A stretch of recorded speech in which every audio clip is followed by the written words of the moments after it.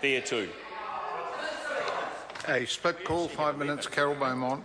Thank you very much, Mr Speaker, and it is a real pleasure to rise and speak on a positive and necessary bill that will pass here today. And we've had far too many negative bills in this House, and we've had far too many pieces of legislation that aren't in fact necessary but are really about dog whistle politics, like bashing beneficiaries.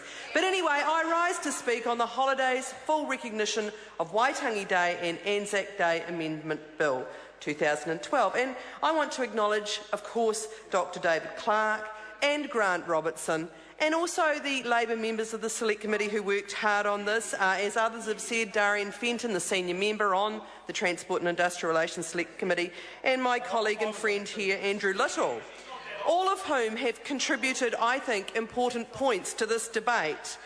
This bill came about as a result of a real problem. Something in Parliament that we are meant to be aware of is identifying things that need changing and addressing the need for change, and this was a real problem. And many people in 2011 felt that they had less holidays than they were entitled to, and in fact that was true. They had had 9 public holidays rather than 11 as has expected.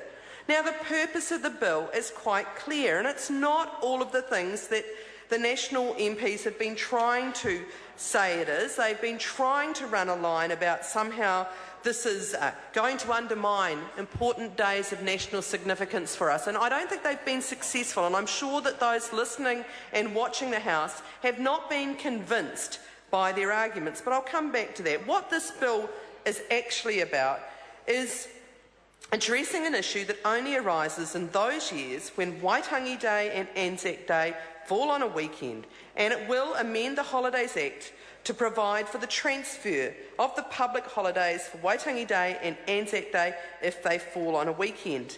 The celebration of those very critically important days, fundamental to our national identity, will still be, in the case of Waitangi Day, the 6th of February, and in the case of Anzac Day, the 25th of April, respectively. But there will be also a public holiday on the Monday that follows in those years when Waitangi and Anzac fall on a weekend. That's what it's really about. It's not about disrespecting those important days. Nobody here is of that mind, and that is not what the bill does. It will ensure that certainly most New Zealanders, full-time paid employees, will get 11 public holidays every year rather than only 5 of every 7 years.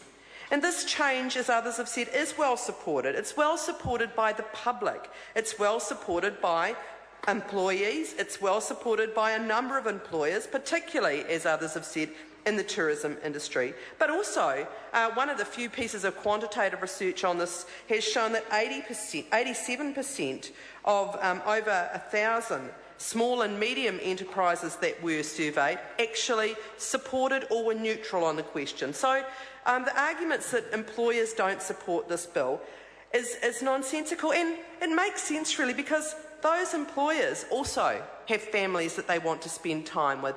Most New Zealanders, and I would imagine every member of this House, recognise that holidays are important. Why are holidays important? Well, let me spell it out.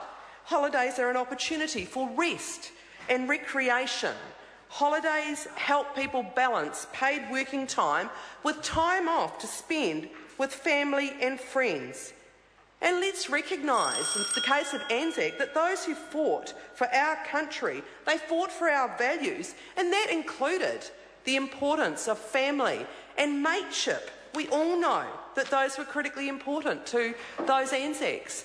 So holidays are important, and they've become arguably more important as paid work has become more demanding for many. Longer hours, flexibility that makes it harder to balance work-life, less people in workplaces, intensifying work.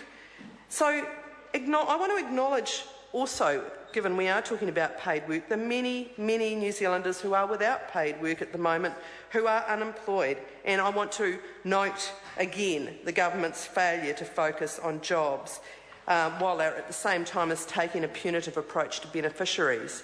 We have very high unemployment. We have jobless growth at the moment.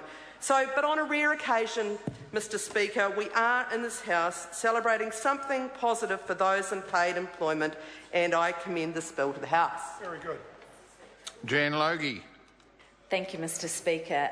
The Green Party is very pleased to support